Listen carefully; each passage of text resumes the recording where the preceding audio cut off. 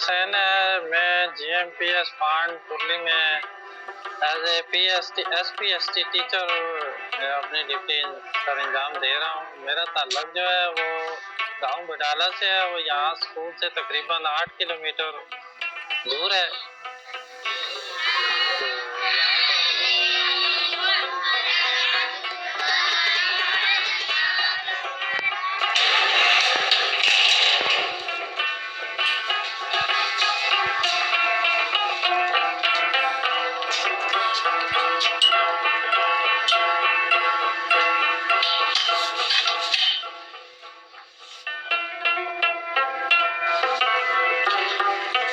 وہ کلاس جو ہے وہ میرے نظر کے سامنے رکھنی پڑتی ہے، کیونکہ اگر ادھر سے وہ ذرا سا بھی استاد اوجل ہو جائے تو یہ بچے بہت شرارتی ہیں، لہذا بہت مشکل ہوتا ہے یہ کام کرنا۔ وہ بھی ایک کلاس 2 کلاسیں ہوں تو پھر یہ 4 کلاسیں ہیں اور میں ایک ٹیچر ہوں تو 4 کلاسیں ہیں۔ جب پہلی کلاس لگاتا ہوں، پھر دوسری، پھر تیسری، پھر چوتھی کے بعد پھر واپس تیسری پہ آتا ہوں، پہلی پہ، پھر دوسری پہ، پھر تیسری پہ۔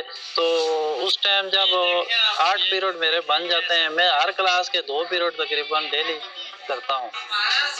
بس میں یہاں پہ ملٹی ٹیچنگ کرتا ہوں، کوشش کرتا ہوں کہ جب ایک کلاس کا پیریڈ لگا کے دوسری کلاس میں جاؤں تو ان کو تھوڑا سا کاپی پر اور نوٹ بک پر جو کام دے دیتا ہوں، بورڈ پر جو ہوتا ہے، تو بچے اس طرف مصروف رہتے ہیں، تو تب تک میں دوسری کلاس لگا لیتا ہوں۔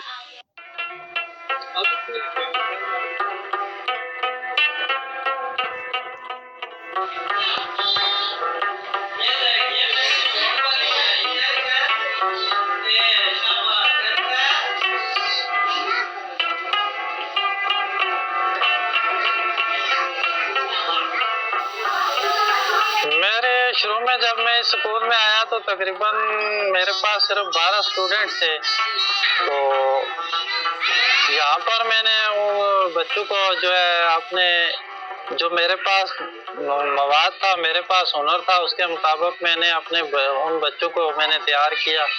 انشاءاللہ وہ بچے جو ہیں انہوں نے بہتر رزلٹ دیا، جس کی وجہ سے میرے پاس پھر اگلے سال جو ہے تعداد جو ہے تقریباً 26 تک جا پہنچی۔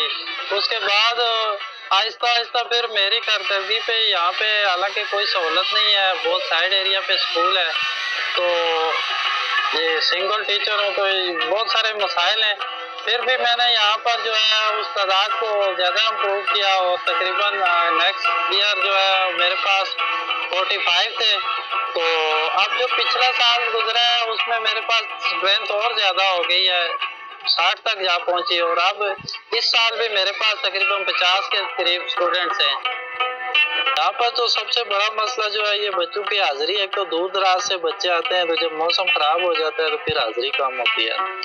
سب سے پہلا مسئلہ جو ہوتا ہے، ایک تو دشوار موسم ہوتا ہے، تو اساتذہ کے لیے آنے جانے کے لیے ایک تو کنوینس بہت کم ہے۔ پہلے میں یہاں جیپ پر آتا تھا، اب تھوڑا سا روڈ پہ کام ہو گیا ہے تو بائک پہ آتا ہوں۔ یہ دور دراز علاقوں میں پرائمری ٹیچر کے لیے کافی دشواریاں ہوتی ہیں۔ پھر انسان کو اپنی طرف سے کوشش کرنی چاہیے، وہ اپنے ہر کام کا ذمہ دار ہوتا ہے، اس کو اپنی ڈیوٹی جو ہے ایمانداری سے کرنی چاہیے۔ جو بچے آپ کے ذمہ لگے ہوئے ہیں کوشش کرنی چاہیے کہ ان کو جو ہے پورا جو ہے فائدہ حاصل ہو، جو آپ کے پاس علم ہے وہ پورا ان کے پاس پہنچے۔ تو ہم کوشش کرتے ہیں کہ ان بچوں کے پاس جو ہمارے پاس علم ہے وہ پہنچے، وہ دوسرا جو آئے گا وہ اس کی ذمہ داری ہوگی، وہ اپنا کام کرے گا۔ تو